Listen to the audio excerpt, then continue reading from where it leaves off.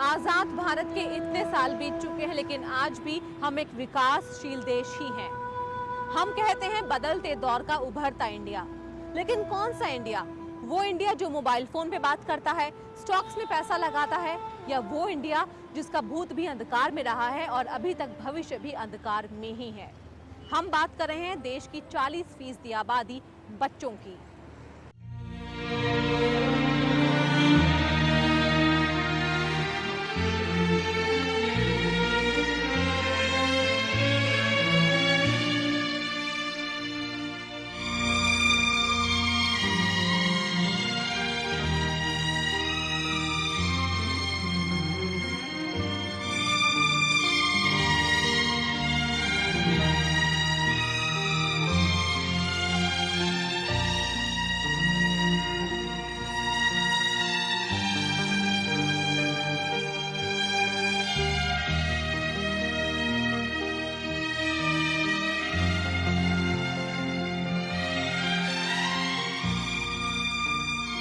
भारत में होटल ही नहीं, शिक्षा का भी 5 सितारा अंदाज देखने को मिलता है। स्कूलों और बसों में एयर कंडीशनर हैं, लेकिन वहीं करोड़ों बदनसीब ऐसे भी हैं जो कभी स्कूल ही नहीं गए। न्यूक्लियर डील के जरिए भविष्य को संवारने की बात करने वाले देश की शिक्षा की नींव कितनी खोखली है, आइए देखते हैं।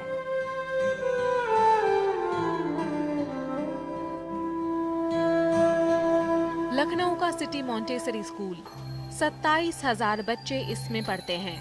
इसीलिए दावा है कि ये दुनिया का सबसे बड़ा स्कूल है। लेकिन सबकी किस्मत में ऐसे स्कूल नहीं हैं। हर साल सरकार की शिक्षा पर हजारों करोड़ खर्चने के बाद भी देश में आधे से ज्यादा बच्चे ऐसे हैं जो कभी स्कूल नहीं जा सके। जो जाते भी हैं, उनमें से आधों की पढ़ाई छूट जाती है। वजह दूरी है, एक तरफ गरीबी और दूसरी तरफ सरकारी उपेक्षा। मिराज जब भी किसी बच्चे को स्कूल जाता देखता है तो अपने माँ बाप से जिद करता है कि वो भी स्कूल जाएगा, लेकिन गरीब माँ उसके स्कूल का नाम लेने भर से दुत्कार देती है। चाहते हैं, अभी मम्मी माना कर रहा है, मम्मी खाने नहीं देता है। राजा बाबू के सरकारी स्कूल में पढ़ाई ही नहीं होती, इसीलिए अक्सर स्कूल बंक कर ऐसे ही मस्ती मारी जाती है। 5 साल से जा रहा, आता जाता कुछ नहीं है, सिर्फ नाम अपना लिखते हैं और बाकी आगे कुछ भी नहीं। एक तरफ हम आईटी की महाशक्ति बनने का दावा कर रहे हैं, तो वहीं दूसरी तरफ अपने बच्चों को बुनियादी तालीम नहीं दिला पा रहे। ये हकीकत कई बड़े सवालों की तरफ हमारा ध्यान खींचती है। प्राथमिक शिक्षा कितनी जरूरी है, इसका एहसास हम सभी को है, लेकिन फिर भी क्या आप जानते हैं कि हमारे देश में कुल 52% रिहायशी इलाकों में प्राइमरी स्कूल है और कुल 20% में सेकेंडरी स्कूल। इतना ही नहीं, प्राइमरी स्कूलों में पढ़ने वाले बच्चों की सबसे बड़ी तादाद हमारे देश में है, लेकिन फिर भी सेकेंडरी स्कूल तक जाते जाते हम पिछड़कर दूसरे नंबर पर आ जाते हैं। क्या वजह है कि इतनी बड़ी जनसंख्या में से कुल आधे बच्चे ही स्कूल जा पाते हैं, और जो जाते हैं उनका ड्रॉप आउट रेट इतना ज्यादा क्यों है? जानने की कोशिश कर रहे हैं ये बच्चे। मुझे स्कूल जाना बिल्कुल अच्छा नहीं लगता था। मुझे किताबें देख के बड़ा अजीब सा फील होता था। जब मुझे स्कूल जाना अच्छा लगने लगा, मज़ेदार लगने लगा, किताबों को देख कर मुझे बड़ा अच्छा फील होता था, तब परिवार में एक घटना हुई जिस वजह से मैंने स्कूल जाना बंद कर दिया। 2 साल बाद फिर मैंने स्कूल जाना शुरू कर दिया, लेकिन आज भी करोड़ों लाखों ऐसे बच्चे हैं जो कि स्कूल नहीं जाते। आइए बात करते हैं उन्हीं बच्चों से।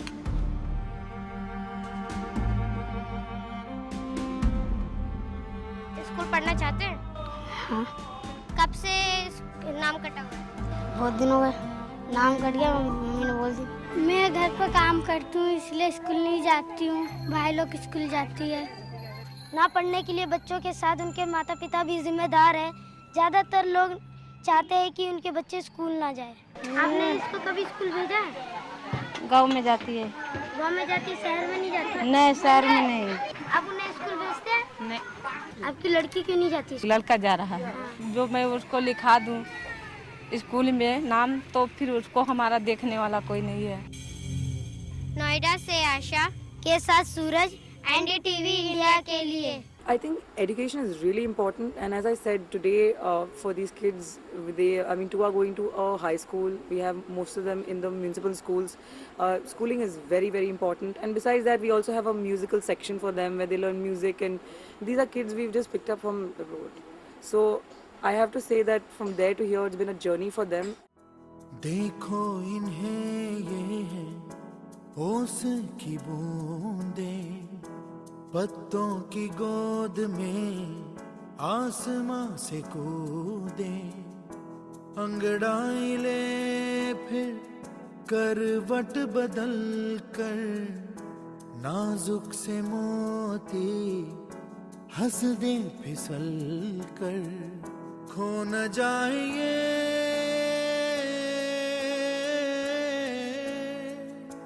तारे ज़मीं पर।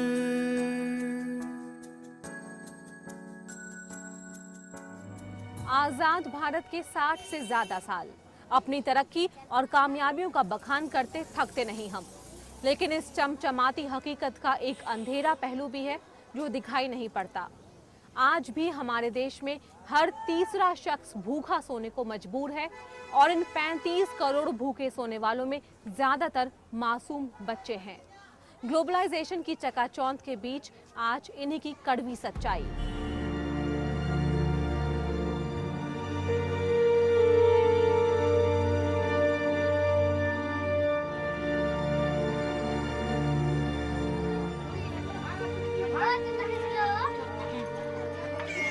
आप लोग रोज क्या खाना खाते हैं? यही दाल चावल।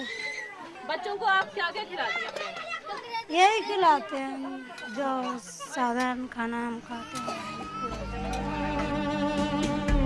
जरूरी नहीं कि हर माँ के हाथ का बना खाना बच्चे के लिए पौष्टिक ही हो और खाने का मतलब सिर्फ दाल भात ही हो। हकीकत ये है कि भारत के ज्यादातर बच्चों को पौष्टिक खाना नहीं मिल पाता। यही हाल भारत की माँओं का भी है। माँओं को भी पूरा खाना नहीं मिल पाता। नतीजा, जन्म से ही बच्चे कुपोषण का शिकार हो जाते हैं। ना दूध मिलता है, ना पूरा खाना। अब भी ये आधी अधूरी तस्वीर है। पूरी तस्वीर तब बनती है जब इन बच्चों को पैदा होने के बाद डॉक्टर और दवा भी नसीब नहीं हो पाती। गरीबी और भुखमरी से हमारे देश का जो हाल है, उससे तो बस यही बात जहन में आती है। पत्थर उबालती रही एक माँ तमाम रात, बच्चे फरेब खा के चटाई पर सो गए। कहानी उन बच्चों की जिन्हें सिर छुपाने के लिए जगह नहीं मिलती, पेट भरने के लिए पूरा खाना नहीं मिलता, वक्त पर इलाज नहीं मिलता। आज इनके हाथ में माइक है और ये जानने समझने की कोशिश कर रहे हैं अपने हिस्से की बीमारियां, अपने हिस्से के इलाज। इस वक्त हमारी जनबस्ती में खड़े हुए हैं। दूसरी इलाकों की तरह ही यहाँ पर जरूरी सुविधाएं नहीं हैं। खासकर स्वास्थ्य सेवाओं का तो हाल ही बुरा है। आइए दीपक से मिलते हैं, जो कि हमारे स्कूल में पढ़ता था। अचानक उसने एक दिन स्कूल में आना बंद कर दिया। आइए सुनते हैं दीपक की कहानी। मेरे एक पैर में पोलियो हो गया और दूसरे पैर भी मेरा उसकी वजह से टेढ़ा हो गया है, इसलिए मैं ठीक से चल नहीं पाता हूँ। और मेरे को जबकि पकड़न खेलना बहुत पसंद है, तब पर भी मैं उसकी वजह से पैर की वजह से खेल नहीं पाता हूँ। क्या आपने दीपक को पोलियो की दवा पिलाई थी? थोड़ा बहुत सुना था, कुछ ध्यान नहीं दिया, तो इसलिए वो हो गई, अचानक में हो गई। इलाके में आप देख सकते हैं कि चारों तरफ गंदगियां फैली हुई हैं और नालियां खुली हुई हैं। गंदगी और बीमारी का तो चोली दामन का साथ होता है, इसलिए यहाँ पर लोग अक्सर ही बीमार रहते हैं।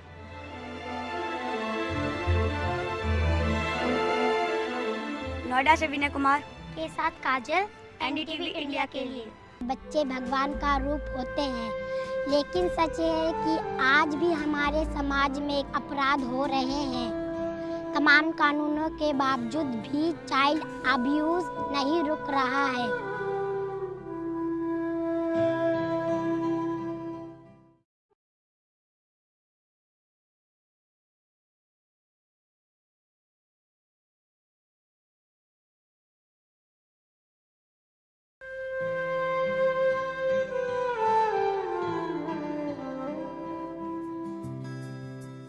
कभी बतलाता नहीं, पर अंधेरे से डरता हूँ मैं माँ। चेहरे पे आने देता नहीं, दिल ही दिल में घबराता हूँ माँ। तुझे सब है पता है ना माँ, तुझे सब है पता मेरी माँ। 2007 में महिला एवं बाल विकास मंत्रालय के एक सर्वेक्षण के मुताबिक हमारे देश की 54% बच्चे चाइल्ड सेक्सुअल अब्यूज यानी कि बाल शोषण से होकर गुजरते हैं। और चौंकाने वाली बात यह है कि इनमें से 50% का यौन शोषण उनके ही जान पहचान के किसी ऐसे व्यक्ति ने किया होता है जिस पर उनकी देखभाल, उनके संरक्षण की जिम्मेदारी होती है। जब बाढ़ ही खेत को खाने लगे तो नतीजा क्या होगा आप खुद ही देखिए।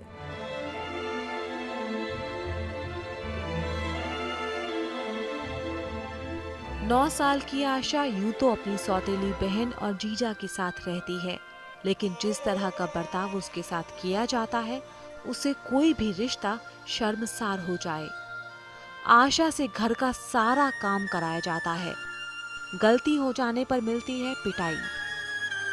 कभी जीजा ने शरीर पर जलती सिगरेट गोदी तो कभी पैर पर भरी बाल्टी फेंक कर मारी, जिसकी वजह से ये अब ठीक से चल भी नहीं पाती। अपने साथ हुए जुल्मों से इतना सहम चुकी है कि कुछ नहीं कहती, लेकिन आंसू नहीं रुकते। घर का जिक्र छिड़ते ही बह निकलते हैं। लेकिन हमारे देश में करोड़ों बच्चे ऐसे हैं जो उत्पीड़न का शिकार हैं। घर में गाली गलौज, मार पिटाई आम बात है, तो कई बदनसीबों की जिंदगी में यौन शोषण का अंधेरा भी है। अफसोस इस बात का है कि मासूमों के बचपन से खिलवाड़ करने वाले ये नहीं समझ पाते कि उनके दिए जख्म किस कदर ताउम्र इन बच्चों की मानसिकता पर नासूर बन जाते हैं। चाइल्ड अब्यूज के मामले जितना चौंकाने वाले हैं, उससे कहीं ज्यादा हिला देने वाली है ये बात कि सेक्स एजुकेशन के अभाव में इनमें से ज्यादातर बच्चों को अपने साथ हुए शोषण का पता ही नहीं चल पाता। इन मासूमों की नन्ही नजरों में ये कुछ अजीब सा है जिसके बारे में ये कुछ नहीं जानते। ऐसे में अगर ये शिकायत करें तो भी कैसे, किसी को बताएं तो भी क्या।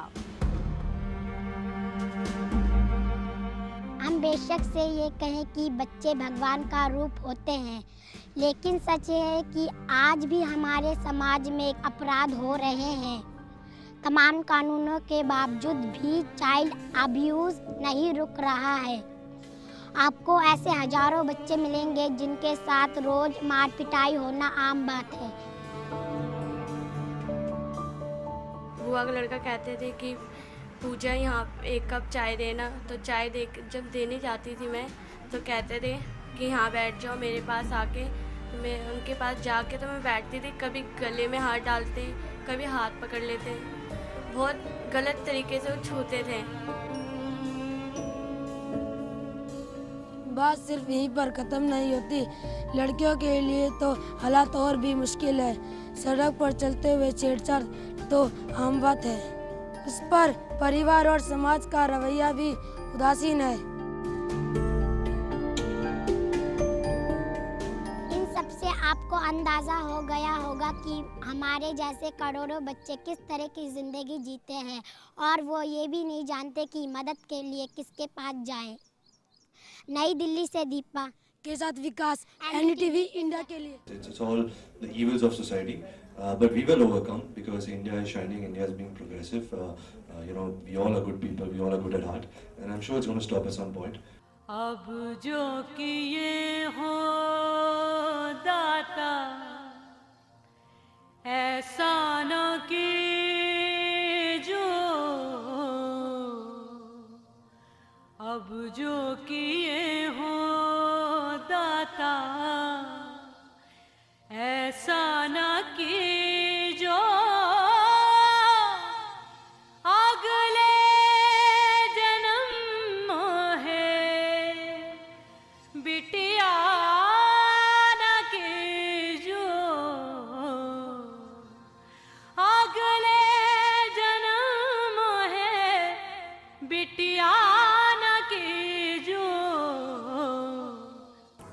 अफसोस की बात है कि जिस देश में कल्पना चावला, सानिया मिर्जा जैसी बेटियों ने जन्म लिया, वहां आज भी लड़कियों को बोझ समझा जाता है। उन्हें जन्म से पहले ही मारने की कोशिश की जाती है और जो बदनसीब जन्म ले लेती हैं, उन्हें कभी भी बेटों से बराबरी का दर्जा नहीं मिल पाता। हमारे देश में आज भी एक ऐसा वर्ग मौजूद है जहां लड़की होना अभिशाप है। 12 साल की मीरा पूरा दिन अपनी भतीजी को संभालने में बिता देती है। ना कभी स्कूल गई, ना ही जानती है कि वहाँ क्या होता है। बस ये मालूम है कि उसे स्कूल नहीं जाना, सिर्फ भाभी के हुक्म की तामील करनी है, उनकी बच्ची को पालना है। क्या बोलती भाभी? भाभी ने बोलती तुम स्कूल ना जा करो, काम करो। क्या काम करा करो? जो बासन बटते और झाड़ू मारनी, पोछा मारनी। मीरा अकेली नहीं है।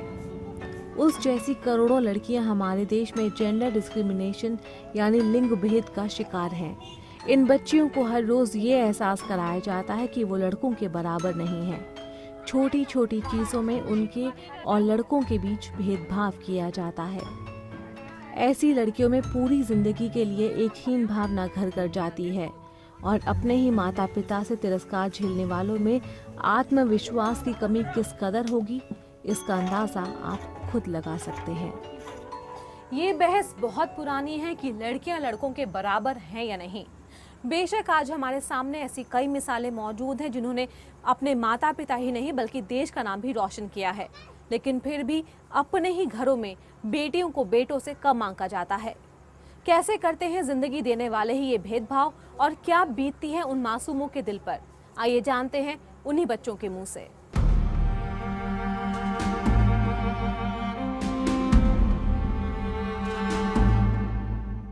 बेशक हमारे देश में एक महिला राष्ट्रपति है, लेकिन असलियत ये है कि आज भी हमारे समाज में लड़कियों को लड़कों से कम ही आंका जाता है। हर कदम पर उनके साथ भेदभाव होता है और अफसोस की बात यह है कि ऐसा करने वाले कोई और नहीं, उनके अपने माता पिता हैं।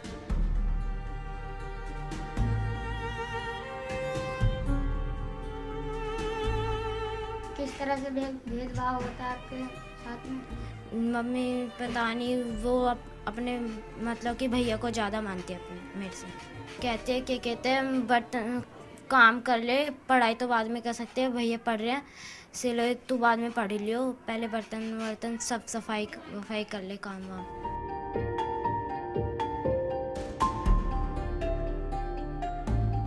लड़कियां घर संभालने और बच्चे पालने के लिए पैदा हुए हैं, उन्हें पढ़ लिख कर क्या करना है, ज़्यादातर लोग यही मानते हैं। लड़का अपना आदमी रहेगा, काम सीखेगा, बारह कमाएगा, और आदमी लड़के क्या अपने घर आना, खाना पीना करना, और क्या होता है।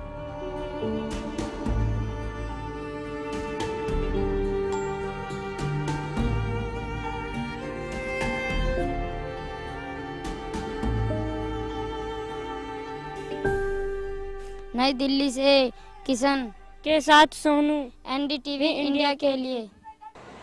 ये एक कोशिश थी आपकी आंखों पर पड़े तरक्की के उस चश्मे को हटाने की जिसमें से सब कुछ उजला और विकसित दिखाई पड़ता है। हम नहीं जानते कि इन रिपोर्ट्स के बाद हालात बदलेंगे भी या नहीं। हम ये भी नहीं जानते कि हालात बदलने में वक्त कितना लगेगा, मगर हम ये जरूर जानते हैं कि आजाद भारत के नागरिक इस तरह की बदहाल जिंदगी जीने के लायक नहीं है। उम्मीद अभी बाकी है, मगर एक टीस के साथ, और इसीलिए ये बात एक हाशिए पे खत्म हो रही है।